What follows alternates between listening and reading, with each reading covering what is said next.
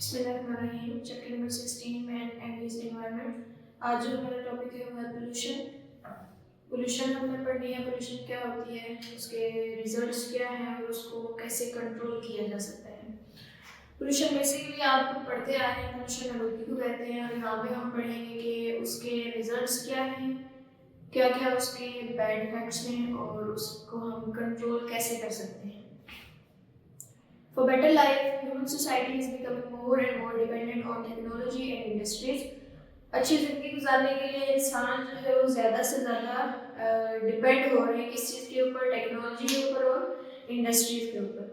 Technology and industry are making the life easier and convenient for humans, but are also contributing toward the pollution of the environment. Depend तो हो रहे हैं, इस्तेमाल technology का, industries का ज़्यादा से ज़्यादा कर रहे हैं, लेकिन उसके साथ साथ क्या हो रहा है कि जितनी टेक्नोलॉजी ने, इंडस्ट्रीज ने इंसान की ज़िंदगी को आसान बना दिया है, उसके साथ साथ हमारे माहौल की जो आलूदगी है वो भी बढ़ती जा रही है। किस वजह से? इस टेक्नोलॉजी या फिर स्पेशली इंडस्ट्रीज की वजह से। Pollution है क्या? Pollution is defined as any undesirable change in the physical, chemical or biological characteristics of air, water and land that may harmfully affect living organism and natural resources. Pollution है क्या कि हमारी ज़मीन में या पानी के अंदर या हवा के अंदर ऐसा चेंज, ऐसा बदलाव जो हम नहीं चाहते कि हो, चाहे वो फिजिकली हो, केमिकली हो, बायोलॉजिकली हो, किसी भी तरीके से हमारे माहौल में, हमारी हवा के अंदर, पानी के अंदर और ज़मीन के अंदर कोई ऐसा चेंज जो कि नुकसान पहुंचाए लिविंग थिंग्स को और जो हमारी नेचुरल रिसोर्सेज हैं उनको जो नुकसान पहुंचाए, उनके लिए नुकसानदेह हो, उसको हम पोल्यूशन कहेंगे। अब वो पोल्यूशन हवा की भी हो सकती है, पानी की भी है और ज़मीन की भी है। साइड बॉक्स में आपके पास लिखा है the substances that are actually cause pollution are called pollutants. वो सब्सटेंस जो कि पोल्यूशन कॉज करते हैं उनको हम पोल्यूटेंट्स कहते हैं। They may be the industrial effluents waste को ही कहते हैं। अब वो पोल्यूटेंट्स कौन कौन से हो सकते हैं? आपके पास इंडस्ट्रियल वेस्ट है, उसके बाद डोमेस्टिक वेस्ट, मेडिकल वेस्ट, यानी वेस्ट जितना भी है वो हम ऐसे फेंक देते हैं या वो जमीन, अगर ऐसे फेंकेंगे तो ज़मीन की पोल्यूशन हो जाएगी, पानी के अंदर फेंकेंगे तो वाटर पोल्यूशन होगी और उसका जो स्मोक होगा, अगर उसमें केमिकल्स होंगे तो वो हमारी एयर को पोल्यूट कर देगा।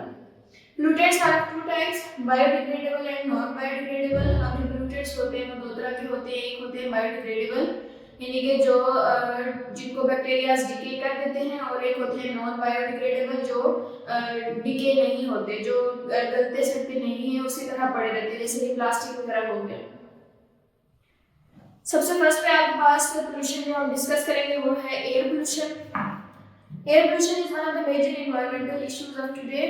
आज के दौर में सबसे ज्यादा जो पोल्यूशन जो ज्यादा है सबसे, वो कौन सी है, यानी जो बहुत इश्यू है जिसका, वो क्या है? एयर पोल्यूशन है। It is defined as the change of composition of air by the addition of harmful substances। वैसे तो एयर होती क्या है? एयर में गैसेस ही प्रेजेंट होती हैं और उसी एयर में हम सांस भी लेते हैं, लेकिन उन्हीं गैसेस के अंदर जब नुकसानदेह या हार्मफुल सब्सटेंसेस का एडिशन हो जाएगा जो हमारे लिए हार्मफुल होंगी, तो उसको हम एयर पोल्यूशन का नाम देंगे। अब वो सब्सटेंसेस कौन कौन से हैं, कहाँ से आएंगे? Industrial and automobile gases and particulate matter. Particulate छोटे ज़रात जो होते हैं, वेस्ट होगा वो भी। इंडस्ट्री से आने वाले ऑटोमोबाइल गैसेस, गाड़ियों का धुआं जो होता है, ये वाली चीज़ें, ये पोल्यूटेंट्स जब हमारी हवा में ऐड हो जाएंगे, इनका एडिशन हो जाएगा तो हमारी हवा पोल्यूट हो जाएगी, जिसको हम एयर पोल्यूशन का नाम देंगे। All sources of air pollution are related to human activities. अब कह रहे हैं कि जितने भी एयर पोल्यूशन जिस वजह से भी कॉज हो रही है, उसका ज़्यादा वो किस लिए हो रही है, कौन कर रहा है, सब कुछ इंसानों की सरगर्मियों की वजह से ही हो रहा है। Burning of coal produces a lot of smoke and dust, whereas burning of petroleum produces sulfur oxide। आप बता रहे हो कि एयर हमारी पोल्यूट कैसे हो रही है? कोल की बर्निंग से क्या होगा? लॉट ऑफ स्मोक में क्या होगा? केमिकल्स होंगे जो हमारी एयर को पोल्यूट करते हैं। उसके अलावा burning of petroleum produce sulphur और डाइऑक्साइड। अब सल्फर डाइऑक्साइड भी हमारी एयर में मौजूद, एडिशन उसका भी हो जाएगा। In addition to these air pollutants include carbon monoxide. अब बेसिक एयर पोल्यूटेंट्स जो हैं जिनकी वजह से हमारी एयर पोल्यूट हो रही है, हम इसको एयर पोल्यूशन का नाम दे रहे हैं, वो सब्सटेंसेस या वो पोल्यूटेंट्स कौन कौन से हैं। सबसे फर्स्ट पे है आपके पास carbon monoxide, carbon dioxide, nitrogen oxide, hydrocarbons, particulate matters and traces of metals. ये सारी चीजें जब हमारे एयर में शामिल हो जाएंगी तो हमारी एयर पोल्यूट हो जाएगी, और ये सारे क्या है, पोल्यूटेंट्स हैं जो कि हमारी एयर को पोल्यूट करते हैं। Different industries produce air pollution in the following. अब मुख्तलिफ जो सनतें हैं, फैक्ट्रीज या इंडस्ट्रीज हैं, अब वो कैसे हमारे एयर को पोल्यूट करते हैं। Fertiliser industries release oxide of sulphur and nitrogen, hydrocarbons, particulate matter and fluorine. अब बारी बारी ये सारी इंडस्ट्रीज के जो पोल्यूटेंट्स हैं जो हमारे एयर को पोल्यूट करते हैं वो बारी बारी यहाँ पे वन बाय वन डिस्कस में। सबसे पहले फर्टिलाइजर इंडस्ट्रीज आती हैं, उसमें जो एयर पोल्यूटेंट्स हैं वो कौन कौन से हैं। ऑक्साइड्स हैं हमारे पास सल्फर और नाइट्रोजन की। ये पहले भी हमारे एयर में प्रेजेंट होते हैं, लेकिन जब इनकी नंबरिंग एक्सीड कर जाए, लिमिट से बाहर जब हो जाएंगे, तब ये हमारे एयर को पोल्यूट कर देंगे, तब ये हमारे लिए हार्मफुल होंगे। उसके अलावा hydrocarbons, particulate matter and fluorine. उसके बाद है thermal industries are coal based and their pollutants are fly ash, soot and sulphur dioxide. अब जो थर्मल इंडस्ट्रीज हैं, हीट से रिलेटेड जो इंडस्ट्रीज है, वहाँ पे जब कोल को बर्न किया जाता है तो उनके जो पोल्यूटेंट्स होते हैं कौन से होते हैं, फ्लाई ऐश, राख होती है, सूट एंड सल्फर डाइऑक्साइड। उसके रिजल्ट में भी क्या, ये सारे के सारे हार्मफुल सब्सटेंसेस जो है ये एयर में इनका एडिशन हो जाता है। Textile industry release cotton dust. अब टेक्सटाइल इंडस्ट्रीज जो हैं, जो कपड़े बनाने वाली इंडस्ट्रीज हैं, उनमें क्या होता है कि कॉटन की जो डस्ट होती है वो भी एयर में उसका एडिशन हो जाता है। Nitrogen oxide, chlorine, smoke and sulphur dioxide. Basic चीजें कौन कौन सी हैं जो एयर को पोल्यूट करती हैं। सल्फर डाइऑक्साइड, कार्बन डाइऑक्साइड जब जरूरत से ज्यादा हो जाएगी, और कार्बन मोनोऑक्साइड। ये 4-5 जो मेन आपके पास पोल्यूटेंट्स हैं जिनकी वजह से एयर पोल्यूशन होती है। Steel industries release carbon monoxide, carbon dioxide, sulphur dioxide, phenol, fluorine, cyanide, particulate matter. अब जो स्टील इंडस्ट्रीज हैं वो कौन कौन से पोल्यूटेंट्स को रिलीज करती हैं। अब वो यहाँ पे नाम दिए हैं, कार्बन मोनोऑक्साइड है, कार्बन डाइऑक्साइड है, सल्फर डाइऑक्साइड है, phenol, fluorine, cyanide, particulate matter. और ये तो बहुत कम है, इसी तरह और भी बहुत से होंगे। साथ में साइड बॉक्स आपके पास दिया हुआ है, unwanted, unpleasant and annoying sound are termed as noise. Unwanted जो हम नहीं चाहते, आवाज़ें तो बहुत सारी होती हैं, लेकिन यहाँ पे जो नॉइज है वो शोर को नॉइज शोर को कहते हैं। शोर क्या होता है कि वो आवाज़ जो हम नहीं चाहते, जो हमें अच्छी नहीं लगती, जो हमें परेशान करती है, उसको हम शोर कहते हैं। Noise is also considered as a form of pollution. अब नॉइज को भी एक किस्म की पोल्यूशन आलूदगी ही कहा जाता है। Immediate effects of noise pollution are annoyance and aggression and the long term effects। थोड़ी देर के लिए अगर शोर हो तो उसका रिजल्ट क्या होता है कि वो हमें परेशान करती है और गुस्सा आ जाता है। लेकिन जो लॉन्ग टर्म इफेक्ट्स होते हैं इसके नॉइज के, वो कौन कौन से हैं। हियरिंग लॉस, बहरा हो जाता है इंसान, डिप्रेशन में चला जाता है, हाइपरटेंशन। तो इस तरह के साइड इफेक्ट्स होते हैं नॉइज के। अब है आपके पास इफेक्ट्स ऑफ एयर पोल्यूशन के। एयर पोल्यूशन के क्या इफेक्ट्स होते हैं, पोल्यूशन होने की वजह से क्या होता है, हमारे एनवायरनमेंट में क्या असर होता है, या इंसान के ऊपर क्या असर होता है इसका। We have studied that global warming is one of the consequences of air pollution। consequences क्या होते हैं, रिजल्ट्स होते हैं। अब कह रहे हैं कि हम पहले पढ़ चुके हैं कि ग्लोबल वार्मिंग जो है वो क्या है, एयर पोल्यूशन का ही रिजल्ट है। Other effects of air pollution are as follows. सबसे फर्स्ट में आपके पास स्मोक फॉर्मेशन। जब एयर पोल्यूशन होगी तो सबसे पहले क्या होगा, स्मोक फॉर्मेशन होगी। When pollutants like hydrocarbons and nitrogen oxides combine in the presence of sunlight. Sunlight की प्रेजेंस में जब ये हाइड्रोकार्बन्स और नाइट्रोजन ऑक्साइड्स आपस में मिलते हैं, किसकी प्रेजेंस में, सनलाइट की प्रेजेंस में, तो वो आपके पास स्मोक बना देते हैं। This is a mixture of gases. Smoke है कि आपके पास ये मिक्सचर ऑफ गैसेस ही है। गैसेस ही होती हैं जो अनडिजायरेबल होती हैं, जो हम नहीं चाहते, हमारे लिए बेनिफिशियल नहीं होती। जब उनकी अमाउंट ज़्यादा हो जाती है एयर में तो उसको हम एयर पोल्यूशन का नाम दे देते हैं। तो ये सारी चीज़ें इन एयर पोल्यूशन में होगा क्या, ज़्यादा से ज़्यादा गैसेस ही होंगी। This is a mixture of gases. Smoke क्या है, मिक्सचर ऑफ गैसेस है। It forms a yellowish brown hedge specially during winter and hampers visibility. अब स्मोक जब हो जाती है तो आपको पता है कि कुछ भी नजर नहीं आता, तो ये गैसेस होंगी। इनकी प्रेजेंस में हमें कोई चीज़ दिखाई नहीं देगी। It also causes many respiratory disorders. Smoke की वजह से क्या होता है, बहुत सारे रिस्पिरेटरी डिसऑर्डर्स होते हैं। सबसे रिस्पिरेटरी डिसऑर्डर्स आपने पढ़े थे, आपको याद होगा। And allergies as it contains polluting gases.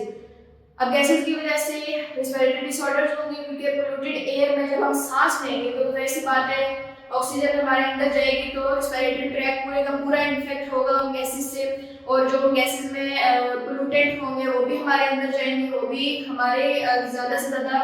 अब हर किसी को रिस्पिरेटरी डिसऑर्डर नहीं होगा, किसी को कोई एलर्जी हो जाएगी, स्किन एलर्जी हो जाएगी या कुछ भी हो जाएगा, तो ये आपके पास एक बैड इफेक्ट है किसका, एयर पोल्यूशन का। नेक्स्ट आपके पास क्या है कि एयर पोल्यूशन की वजह से और क्या होगा, एसिड रेन होगी। The air pollutants like sulfur dioxide and nitrogen oxide react with water in the atmosphere producing acid rain. Acid rain के बारे में आप पहले डिटेल से पढ़ चुके हैं। एसिड रेन कैसे बनती है, सल्फर डाइऑक्साइड और नाइट्रोजन ऑक्साइड वाटर के साथ रिएक्ट करती है। कौन सा वाटर, जो ऊपर जब बारिश होती है तो वो वेपर्स जो होते हैं उनके साथ रिएक्ट करके एसिड रेन बना देती है, और वो जब बारिश होती है तो वो एसिड रेन नीचे आती है। वहां पे ये जो सल्फर डाइऑक्साइड नाइट्रोजन ऑक्साइड है कैसे वहां पे जाते हैं, ये पोल्यूटेड एयर से जाते हैं। एयर जब पोल्यूट होगी उसमें ये केमिकल्स प्रेजेंट होंगे तो वो वाटर वेपर के साथ रिएक्ट करेंगे और वहां पे एसिड रेन बन जाएगी। नॉर्मल रेन की बजाय एसिड रेन बनेगी, वो फिर एसिड रेन नीचे आएगी। नेक्स्ट है आपके पास ozone depletion. The upper layer stratosphere of the atmosphere has ozone molecules which absorb ultraviolet rays present in the sun's radiation. Ozone depletion, हमारे एटमॉस्फेयर की 4 लेयर्स होती हैं, तो सबसे ऊपर वाली लेयर जो है वो है स्ट्रेटोस्फीयर। तो स्ट्रेटोस्फीयर में क्या होता है, ओजोन मॉलिक्यूल्स होते हैं, और ओजोन मॉलिक्यूल्स का क्या काम होता है कि सूरज से आने वाली जो हीट होती है उसमें अल्ट्रावायलेट रेडिएशंस होती हैं जिनको वो वहीं पे स्टॉप कर लेती हैं। कल मैंने आपको एटमॉस्फेयर का बताया भी था कि एटमॉस्फेयर क्या है कि आपके पास हमारे अर्थ के सराउंड में एटमॉस्फेयर की लेयर है, और वो एटमॉस्फेयर क्या करता है, गैसेस को ट्रैप किए रखता है, और क्यों, ताकि हमारी जो अर्थ है उसको वार्म किया जा सके और लाइफ एग्जिस्ट कर सके। और उसकी जो एटमॉस्फेयर की सबसे ऊपर वाली लेयर है वो स्ट्रेटोस्फीयर है। स्ट्रेटोस्फीयर में ओजोन मॉलिक्यूल्स होते हैं जो कि सन से आने वाली हार्मफुल रेडिएशन, अल्ट्रावायलेट रेडिएशन जो हमको वहां पे रोक के रखते हैं। However, the air pollutant like chlorofluorocarbon destroy the ozone molecules and to break the ozone layer. आप क्या कह रहे हैं कि एयर पोल्यूटेंट्स, एयर में जो पोल्यूटेंट्स होंगे कौन से, क्लोरोफ्लोरोकार्बन्स, CFCs, अब ये क्या करते हैं कि उन ओजोन मॉलिक्यूल्स को डिस्ट्रॉय कर देते हैं, और ओजोन की जो लेयर बनी हुई है सराउंड द अर्थ उसको क्या कर देते हैं, ब्रेक कर देते हैं, उसमें होल्स बन जाते हैं ओजोन मॉलिक्यूल्स की, उनको वहां से डिस्ट्रॉय करते हैं और उस लेयर के अंदर होल्स बन जाते हैं। Ozone holes are created which permit UV rays to reach the earth surface. जब वो होल्स वहां पे बन जाएंगे तो सूरज से जो आने वाली अल्ट्रावायलेट रेडिएशंस होंगी, यूवी रेज, वो सीधी वहां होल से सीधी हमारी अर्थ पे आ जाएगी।